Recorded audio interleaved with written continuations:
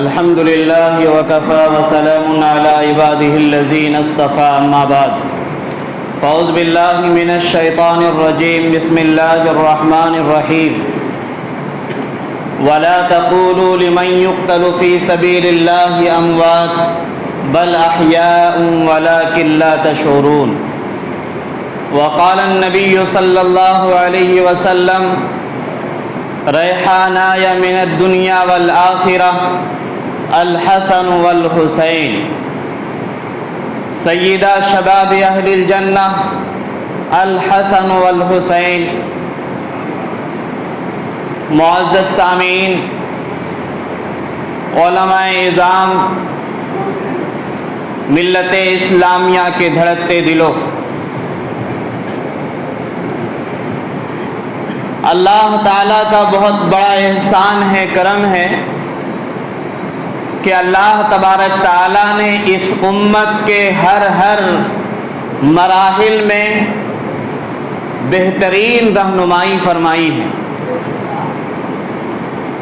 اگر یہ شہید ہو جائے تو ان کا درجہ یہ ہے کہ ان کا خون کا پہلا قطرہ زمین پر گر جائے تو ان کی مغفرت ہو جاتی ہے،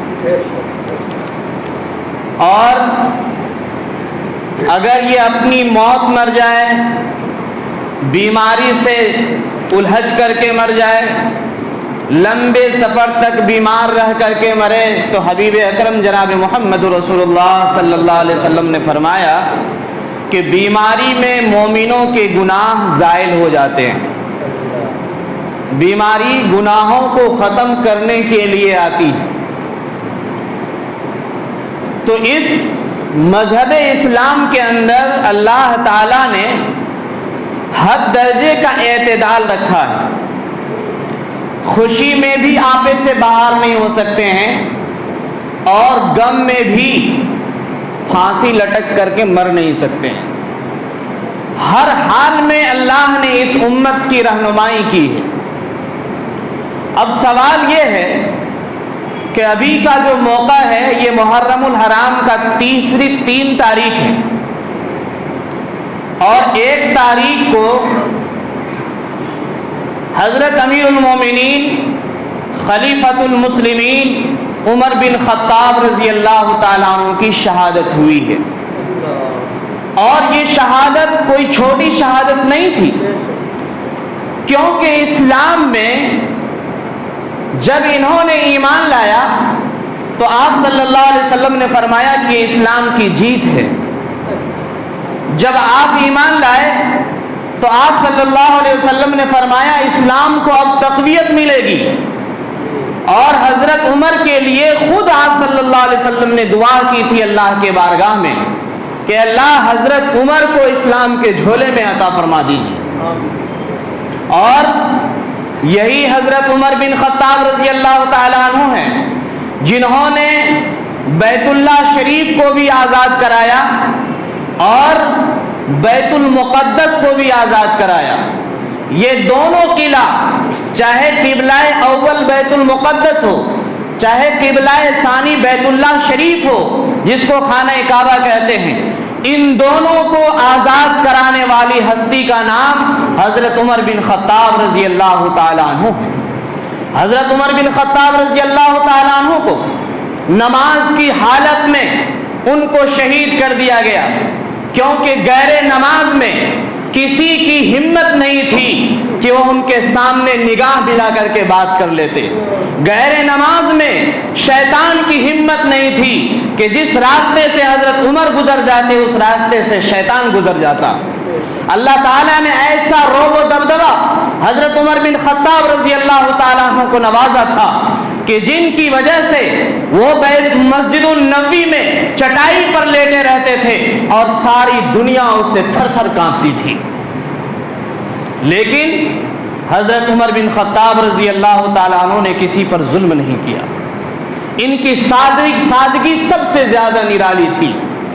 حضرت عمر بن خطاب رضی اللہ تعالیٰ عنہ کی شہادت 1 محرم الحرام کو ہوا، اور حضرت عمر بن خطاب رضی اللہ تعالیٰ عنہ کی شہادت سے آگے بڑھتے ہیں۔ حضرت حمزہ رضی اللہ تعالی عنہ جسے آپ صلی اللہ علیہ وسلم نے اسلام کا شیر کہا ہے اور وہ شیر کا شکار بھی کرنا جانتے تھے، اور جس وقت آپ صلی اللہ علیہ وسلم کو بیت اللہ شریف کے سیڑھی کے اوپر پتھر مارا گیا تھا، اس وقت حضرت حمزہ رضی اللہ تعالیٰ عنہ شکار پر گئے ہوئے تھے۔ وہ جیسے ہی ان کو معلوم ہوا گھوڑا سے دندناتے ہوئے وہاں تشریف لائے، ابھی ایمان نہیں لائے ہیں، انہوں نے کہا کس نے میرے بھتیجے کے ساتھ یہ نوبت کی ہے؟ ابو جہل نے کہا آپ کا بھتیجا جھوٹا ہے۔ حضرت حمزہ رضی اللہ تعالیٰ عنہ نے کہا تم نے محمد کو بولنے کب دیا ہے؟ تم انہیں دباتے ہو، تم انہیں ستاتے ہو، تم انہیں پریشان کرتے ہو، تم کمزور سمجھ کر کے اس کو دبانے کی کوشش کرتے ہو۔ سن لو، آج سے جس کو لڑنا ہو وہ حمزہ سے آ کر کے لڑے، میں بھی محمد کے دین پر آ چکا ہوں۔ اس لیے انہوں نے فوراً کمان اٹھا کر کے سر پہ مارا ابو جہل کو اور کہا کہ آج سے اگر مقابلہ کرنا ہو تو حمزہ سے آ کر کے مقابلہ کرنا، محمد سے مقابلہ نہیں کرنا۔ حضرت حمزہ رضی اللہ تعالیٰ عنہ غزوہ احد کے اندر مجاہدانہ شان کے طور پر لڑ رہے تھے اور اس میں ان کو شہید کر دیا گیا، جسم کے 12 ٹکڑے کر دیے گئے۔ حضور اکرم صلی اللہ علیہ وسلم کی دندان مبارک شہید ہوا، اور آپ صلی اللہ علیہ وسلم جب جنگ ختم ہونے کے بعد حضرت حمزہ کی لاش کو ڈھونڈنے لگے تو دیکھا کہ عجیب و غریب حالت ہے، پورے جسم کو مسلح بنا دیا گیا ہے، کان کاٹ دیا گیا ہے، زبان کاٹ دیا گیا ہے، آنکھ نکال لی گئی ہے، ہاتھ کاٹ دیا گیا ہے، مختلف عضو کو کاٹ کر کے ہار کی شکل بنا دیا گیا۔ حضور اکرم صلی اللہ علیہ وسلم نے اپنے چچا کو اپنے آنکھوں سے دیکھا، آنکھ میں آنسو بہ رہے تھے، اور کہا کہ حمزہ میں آپ سے خوش ہوں اور اللہ بھی آپ سے خوش ہے، اللہ بھی آپ سے خوش ہے۔ ادھر سے حضرت حفصہ، حضرت صفیہ دوڑتے ہوئے روتے ہوئے آئی، جو حضرت حمزہ کی سگی بہن ہے، آپ صلی اللہ علیہ وسلم کی پھوپھی ہے۔ انہوں نے کہا کہ میں بھی اپنے بھائی کو دیکھنا چاہتی ہوں۔ آپ نے فرمایا کہ نہیں، تم تاب نہیں لا سکو گی، تم چمٹ کر کے رہو گی، تم واویلا مچاؤ گی، تم نوحہ کرو گی، تم چلاؤ گی، بلبلاؤ گی، اور اس سے شہادت کی محرومی ہوگی، شہادت کی توہین ہوگی، اس لیے تم نہ جاؤ۔ حضرت صفیہ نے کہا کہ میں اس بھائی کی بہن ہوں جو اسلام کے لیے اپنے جسم کو ٹکڑا ٹکڑا کروا دیا، میں آپ سے وعدہ کرتی ہوں میں روؤں گی نہیں، میں تڑپوں گی نہیں، میں جسموں سے لپٹوں گی نہیں، میں نوحہ نہیں کروں گی، میں آرام سے دیکھوں گی اور اس کے بعد وہاں سے دل پر ہاتھ رکھ کر کے صبر کر لوں گی۔ اور وہ گئی اور صبر کیا۔ حضرت حمزہ رضی اللہ تعالیٰ عنہ کی شہادت ہو گئی، اور جب ان کو کفن پہنایا گیا تو جب پاؤں کو ڈھکا جاتا تو سر کھل جاتا تھا، سر کو ڈھانکا جاتا تو پاؤں کھل جاتا تھا، تو بہرحال سر کے طرف سے کپڑے کو دے دیا گیا اور پاؤں کے طرف سے گھاس وغیرہ کو دے کر کے لپیٹ کر کے قبر میں ان کو لٹا دیا گیا۔ حضور اکرم صلی اللہ علیہ وسلم پوری زندگی حضرت حمزہ رضی اللہ تعالیٰ عنہ کی شہادت پر ماتم نہیں کیے۔ آپ کی شہادت پر آپ صلی اللہ علیہ وسلم کے نواسے حضرت حسن اور حسین نے ماتم نہیں کیا۔ آپ کی شہادت پر حضرت عثمان غنی، حضرت علی رضی اللہ تعالیٰ عنہ نے ماتم نہیں کیا، اور اس کے بعد خود آپ صلی اللہ علیہ وسلم کی وصال ہوتی، آپ دنیا سے پردہ فرما جاتے ہیں، آپ کے جسم میں اثر رکھا رہتا ہے، لوگ آتے ہیں، دیکھتے ہیں، آنسو بہاتے ہیں۔ حضرت علی مرتضی رضی اللہ تعالی عنہ جو حضرت حسن اور حسین کے والد محترم ہیں، حضرت فاطمہ کے شوہر ہیں، وہ جسم کے قریب جاتے ہیں، پیشانی پر بوسہ دیتے ہیں اور اس کے بعد کہتے ہیں اے اللہ تو گواہ رہنا، اگر میرے حبیب جناب محمد رسول اللہ صلی اللہ علیہ وسلم اگر رونے کی اجازت دیتے مردہ پر، تو آج میں اپنے آنکھوں کے آنسو بہا کر کے اس آنسوؤں سے نبی کو غسل دے دیتا، لیکن رونا منع کیا ہے، نوحہ کرنا منع کیا گیا ہے، اس لیے میرے آنکھوں میں آنسو ہے، دل میں کشک ہے، میں افسردہ ہوں، مجھے بہت زیادہ دکھ ہے، لیکن میں کچھ نہیں کر سکتا، میں کچھ نہیں کر سکتا۔ حضرت عمر بن خطاب رضی اللہ تعالیٰ عنہ تلوار لے کر منبر پر آ گئے اور انہوں نے کہا جس نے یہ کہہ دیا کہ محمد دنیا سے جا چکے ہیں، ان کا انتقال ہو گیا ہے، میں اس کی گردن قلم کر دوں گا۔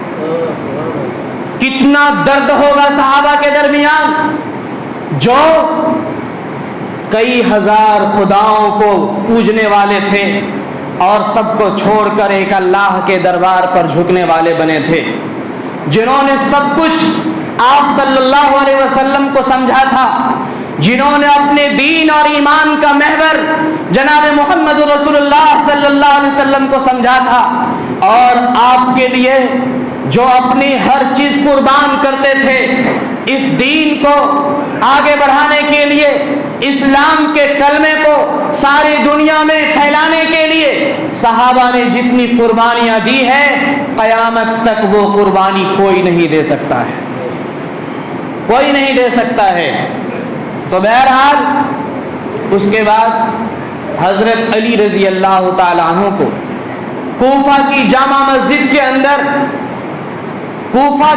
مسجد کے اندر رافضیوں نے گھیر کر کے حضرت علی رضی اللہ تعالی عنہ کو شہید کیا۔ اسی کوفہ کے اندر حضرت عثمان غنی رضی اللہ تعالی عنہ کو رافضیوں نے شہید کیا، اور اسی سرزمین پر حضرت حسین رضی اللہ تعالیٰ عنہ کو زہر دے کر کے مارا گیا۔ حضرت علی رضی اللہ تعالیٰ عنہ حضرت حسن حسین رضی اللہ تعالیٰ عنہ کے والد محترم ہے، والد کا جنازہ رکھا ہوا ہے۔ حضرت حسن حسین نے کہا کہ میں اپنے باپ کے دین کو ساری دنیا میں پھیلا کر کے رہوں گا، میں اسلام کی پرچم کو ساری دنیا میں لے کر کے جاؤں گا، لیکن حضرت حسن حسین نے اپنے باپ کی شہادت پر ماتم نہیں کیا، اپنے باپ کی شہادت پر واویلا نہیں مچایا، بلکہ ان کے جو مشن تھا، ان کا جو مقصد تھا، ان کو جس کے لیے بنایا گیا تھا، انہوں نے اس مشن کو لے کر کے آگے بڑھے، اور آگے بڑھے تو حضرت حسن کو شہید کیا گیا۔ حضرت حسن رضی اللہ تعالیٰ عنہ کی شہادت کے بعد حضرت حسین رضی اللہ تعالیٰ عنہ کو کربلا کے میدان میں ظالموں نے بلایا، تقریباً 12,000 خطوط لکھے گئے کہ یہاں عراق کی سرزمین پر آپ کی ضرورت ہے، آپ کے ہاتھ پر ہم بیعت کرنا چاہتے ہیں۔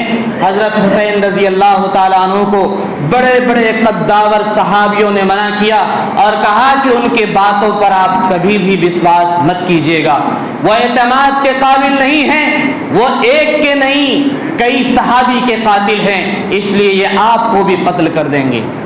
لیکن حضرت مسلم رضی اللہ تعالیٰ عنہ کا خط ان کے پاس آ چکا تھا، حضرت مسلم کو کوفہ بھیجا گیا۔ حضرت حسین رضی اللہ تعالیٰ عنہ نے کہا جاؤ کوفہ میں جا کر کے حالات کا جائزہ لو، دیکھو وہاں کیا ہو رہا ہے، کیا ہے، کیسے ماحول ہیں۔ یہ جب گئے تو تقریباً 14,000 آدمیوں نے ان کے پیچھے نماز پڑھی اور کہا کہ حضرت حسین کے لیے ہم اپنی جان قربان کرنے کے لیے تیار ہیں، ان کے ہاتھ پر ہم بیعت لیں گے، ورنہ ظالم آدمی خلیفہ بن جائے گا اور رعایا کے ہر ایک کے گناہ کا وبال آپ کے سر پر ہوگا۔ حضرت مسلم رضی اللہ تعالیٰ عنہ کے پیچھے نماز پڑھنے والوں کی 14,000 کی تعداد کو دیکھ کر ان کے بڑے بڑے سرداروں نے آ کر کے امام مسلم سے کہا کہ اب آپ خط لکھیے اور اس میں یہ لکھیے کہ امام حسین کے سب منتظر ہیں، ان کے چاہنے والوں کی تعداد لاتعداد ہے، اس لیے آپ فوراً آ جائیں۔ یہ خط یہاں سے روانہ ہوا اور ان لوگوں نے امام مسلم کو گھر میں بند کر کے مار دیا، شہید کر دیا۔ امام حسین کے پاس خط پہنچا اور وہاں سے 70-72 آدمی کو لے کر کے روانہ ہوئے۔ اور یہ لوگ کوفہ کی سرزمین پر آئے. یہاں آتے ہی امام حسین رضی اللہ تعالیٰ عنہ کو چار جانب سے گھیر لیا گیا اور ان کو کہا کہ اب آپ واپس نہیں جا سکتے. پوچھا کیوں؟ میری غلطی کیا ہے؟ کیوں تم مجھے مارنا چاہتے ہو؟ کیا میری نسب تجھے معلوم نہیں؟ میں حضور اکرم صلی اللہ علیہ وسلم جو تمہارا نبی ہے میں اس کے نواسا ہوں. میں خلیفہ رابع حضرت علی رضی اللہ تعالیٰ عنہ کے صاحبزادے ہوں. میں حضرت فاطمہ کا دلارا ہوں اور میں وہ ہوں کہ جو نماز کی حالت میں محمد عربی صلی اللہ علیہ وسلم کے کندھے پر جا کر بیٹھ گیا تھا تو آپ نے گھنٹوں تک اپنے سجدہ کو لمبا کیا تھا. مجھے نماز کی حالت میں بھی تکلیف نہیں پہنچائی تھی. اور میں وہ ہوں جس کے بارے میں شہنشاہ کونین جناب محمد رسول اللہ صلی اللہ علیہ وسلم نے فرمایا ریحانایا من الدنیا والآخرہ الحسن والحسین. دنیا اور آخرت کے دو پھول ہیں اور اس پھول کا نام حضرت حسن اور حسین ہے. اور پھر حضرت حسین رضی اللہ تعالیٰ عنہ نے فرمایا کہ میں وہ شخص ہوں سیدہ شباب اہل الجنہ کہ جنت کے نوجوانوں کا میں سردار رہوں گا. وہاں تم کس کو اپنا گریبان دکھاؤ گے؟ اس لیے اللہ کے واسطے مجھے معاف کر دو. میں ڈرتا نہیں ہوں لیکن اسلام کی حقانیت کو آگے بڑھانے کے لیے آیا ہوں. اس لیے میرے ساتھ ظلم و زیادتی کا معاملہ نہ کرو. کہا کہ ایسے کام نہیں چلے گا, آپ ایک خط لکھ کر کے ہم کو دیجیے. کہا ٹھیک ہے. خط لکھا کہ میں یزید سے ملنا چاہتا ہوں. میں اپنے سارے اہل بیت خاندان کو لے کر کوفہ آ چکا ہوں. یہ لوگ میرے ساتھ ظلم و زیادتی کر رہے ہیں, پانی روک رہے ہیں, کھانا سے منع کر رہے ہیں. اس لیے آپ اس پر توجہ دیں. جو خط لے کر جا رہا تھا انہوں نے اس میں لکھا کہ میں حسین کے جانب سے, میں حسین ہوں, میں اپنے جانب سے خط لکھ رہا ہوں اور میں اپنے سپہ سالار کو تلوار لے کر کے آیا ہوں اور میں لڑنے کے لیے تیار ہوں. اس طرح کا خط لکھ کر کے انہوں نے یزید کے ہاتھ میں پہنچا دیا. یزید نے پھر ادھر سے جوابی خط لکھا اور کہا کہ چاہے وہ جس مقصد سے بھی آیا ہو, جس مقصد سے بھی آیا ہو, آپ سب جا کر حسین کو کہہ دیں کہ حسین تمہاری حفاظت میں ہمارے پاس آ جائیں. انہوں نے خط میں لکھا کہ یزید کی طرف سے یہ خط ہے اور یزید کا حکم ہے ان میں سے جن کو جہاں پاؤ وہیں پر انہیں قتل کر دو. بڑی سازشوں کے بیچ میں امام حسین رضی اللہ تعالیٰ عنہ سمٹ گئے. تقریباً 500 کی فوج تھی اور ادھر 70-72 نہتے, ان کے پاس کوئی سامان نہیں. علی اصغر, علی اکبر, چھوٹے چھوٹے ننھے معصوم بچے جو دودھ کے لیے بلبلا رہے تھے. جب حضرت حسین رضی اللہ تعالیٰ عنہ پانی لینے کے لیے کنارے میں حوض کے پاس گئے, پانی اٹھاتے ہیں تاکہ علی اکبر کو, علی اصغر کو جا کر کے پلائیں گے. ان کا حلق سوکھ رہا تھا. ظالموں نے ایسا تیر مارا ہاتھ میں کہ ہاتھ چھلنی ہو گیا اور وہ پانی وہیں پر جا کے گر گیا. پھر حضرت حسین رضی اللہ تعالیٰ عنہ اپنے خیمے میں آئے اور تمام مقدس خاتون کو حکم دیا کہ آپ سب خیمہ میں محفوظ رہیں, آپ باہر نہ آئیں. اور ظالموں نے بری طریقے سے امام حسین اور ان کے تمام ساتھیوں کو گھیر لیا. ایک ایک کر کے میدان کربلا میں صبح سے لے کر عصر تک میں سب کو شہید کر دیا. حضرت زین العابدین اور چند گنے چنے صحابی بچ گئے تھے, گنے چنے بچ گئے تھے. اور حضرت حسین رضی اللہ تعالی عنہ کی بیوی اور چند خاتون بچ گئی تھی. زین العابدین رضی اللہ تعالی عنہ کو پوچھا گیا کہ آپ کیسے بچ گئے, تو انہوں نے کہا کہ مجھے ہر اعتبار سے شہید کرنے کا کوشش کی گئی لیکن اللہ نے مجھے بچا دیا. اور پوچھا کہ آپ کیا کر رہے تھے, آپ کیسے بچ گئے, تو انہوں نے جواب دیا کہ میں امام حسین کے راستے سے ہٹا نہیں تھا. میں چاپلوسی نہیں کیا ہوں, میں ان کے ہاتھ میں ہاتھ نہیں دیا ہوں, بلکہ میں انہی کے مشن کو لے کر آگے بڑھ رہا تھا, لیکن اللہ تعالیٰ نے مجھے محفوظ رکھا. حضرت امام زین العابدین امام حسین رضی اللہ تعالیٰ عنہ کی شہادت کے بعد تقریباً 20 یا 40 سال تک زندہ رہے. اس 20 یا 40 سال کے دور میں حضرت امام حسین رضی اللہ تعالیٰ عنہ کی شہادت پر امام زین العابدین نے کبھی ماتم نہیں کیا, کبھی نوحہ خوانی نہیں کیا.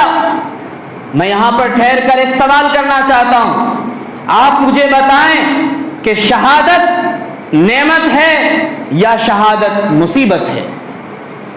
شہادت اگر مصیبت ہے تو آپ صلی اللہ علیہ وسلم نے شہادت کی موت کیوں مانگی؟ اگر شہادت مصیبت ہے تو حضرت عمر بن خطاب رضی اللہ تعالیٰ عنہ کیوں کہا تھا اللہم ارزقنی شہادتا؟ اللہ کے حضرت عمر خطاب نے کہا تھا یا اللہ مجھے شہادت کی موت دینا اور مجھے نبی اکرم صلی اللہ علیہ وسلم کی شہر میں مجھے شہادت کی موت دینا. آپ صلی اللہ علیہ وسلم نے فرمایا تھا ثم اقتل ثم احیا ثم اقتل ثم احیا, کہ مجھے بار بار اللہ کے راستے میں شہید کیا جائے, مجھے بار بار زندہ کیا جائے, مجھے پھر شہید کیا جائے, پھر زندہ کیا جائے. جب میدان محشر سجایا جائے گا, جب تمام اولین آخرین لوگ موجود ہوں گے, تمام شہداء کو بلایا جائے گا, ان سے پوچھیں گے اللہ تعالیٰ ذرا بتاؤ اے شہیدوں کی جماعت, تم نے اپنے آخری خون کا قطرہ میرے لیے گنوا دیا ہے, اپنی زندگی میرے نام پر قربان کیا ہے, تیری خواہش کیا ہے مجھے بتاؤ. کوئی بھی شہید یہ نہیں کہے گا کہ اللہ مجھے جنت میں داخل کر دے, کوئی یہ نہیں کہے گا کہ اللہ مجھے اپنی رضامندی دے دے. ہر شہید یہ کہے گا کہ اللہ مجھے تیرے راستے میں بار بار شہادت کا موقع ملے, پھر زندہ کیا جائے, پھر شہادت کا موقع ملے. شہادت کتنی بڑی نعمت ہے اس جملہ سے اندازہ لگائیے. شہادت جنت میں جانے کا سب سے شارٹ مختصر راستہ ہے. شہادت ان حدیثوں کی وجہ سے, ان واقعات کی وجہ سے یہ سمجھ میں آیا کہ شہادت نعمت ہے. نعمت کیوں ہے؟ اللہ تعالیٰ قرآن کے اندر فرماتے ہیں وَلَا تَقُولُوا لِمَنْ يُقْتَلُ فِي سَبِيلِ اللَّهِ أَمْوَاتٌ, جو اللہ کے راستے میں شہید ہوئے ہیں تم اسے مردہ نہ کہو, وہ زندہ ہے, اللہ اسے رزق دیتا ہے, تمہیں اس کا شعور نہیں ہے. اللہ تعالیٰ شہیدوں کو زندہ کہہ رہے ہیں. آپ صلی اللہ علیہ وسلم فرماتے ہیں شہید جنت کے اندر ہے. آپ صلی اللہ علیہ وسلم امام حسن حسین کی شہادت کی پیشن گوئی دے رہے ہیں. آپ صلی اللہ علیہ وسلم جنت کے نوجوانوں کا سردار بتا رہے ہیں. اور کچھ نام نہاد یہ مسلمان جو اپنے آپ کو رافضیت پیش کرتے ہیں, جو شیعہ کا جھنڈا لے کر ڈنکا بجاتے ہیں, یہ پورے سال اپنے گھر میں بیٹھے رہتے ہیں اور جب محرم آتا ہے تو برساتی مینڈک کی طرح باہر نکل جاتے ہیں. امام حسین نے پوری زندگی نماز پڑھی, یہ کبھی نماز نہیں پڑھتے. امام حسین نے جمعہ کی نماز پڑھائی, یہ کبھی جمعہ کی نماز نہیں پڑھتے.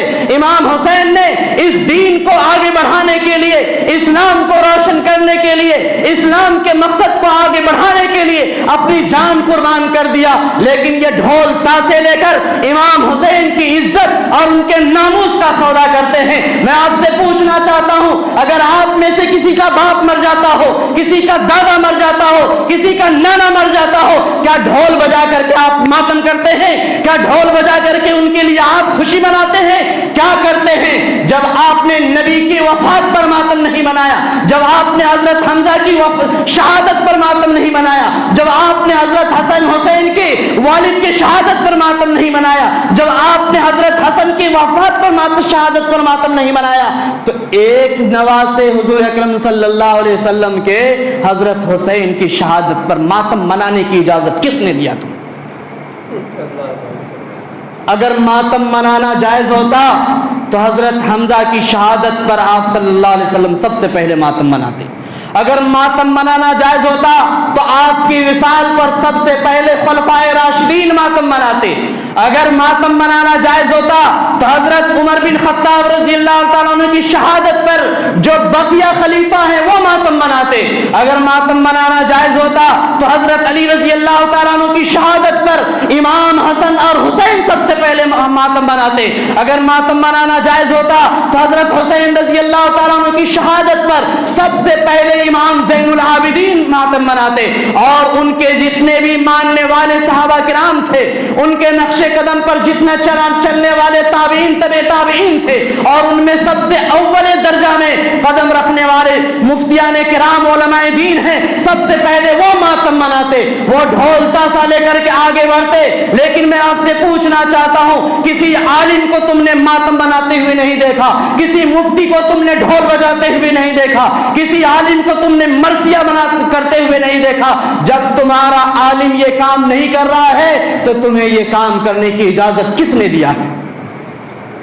کیا کسی قرآن میں لکھا ہوا, یا کسی حدیث میں ہے, یا کسی تاریخ کی کتاب میں ہے, یا علماء کی کتاب میں ہے, یا ائمہ کی کتاب میں ہے؟ کوئی کتاب میں اگر لکھا ہو تو میں چیلنج کرتا ہوں, اس چیلنج کو قبول کرنے کے لیے تیار ہوں. لا کر کے مجھے دکھا دیجئے ماتم اسلام میں اگر جائز ہے.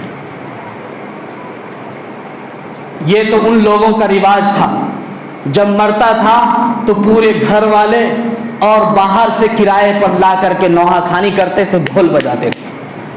یہی ڈھول بجانا ہم نے بھی غیروں کے سبق سیکھ لیا ہے.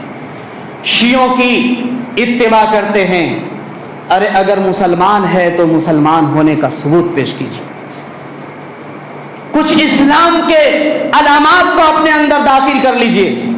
یہ دنیا زیادہ دن رہنے والی نہیں ہے, اور جب جب مسلمانوں نے اسلام کو چھوڑا ہے, اسلام کو ذلیل اور رسوا کیا ہے, نماز کو چھوڑا ہے, اس وقت اللہ تعالیٰ نے اس پر ظالموں کو مسلط کیا ہے, اور انہیں ہدایت دے کر اللہ تعالیٰ نے اس دین کا کام لیا ہے. اللہ دنیا میں کسی کا محتاج نہیں ہے. ایک نظر دیکھ لیجئے تاتاریوں کی طرف.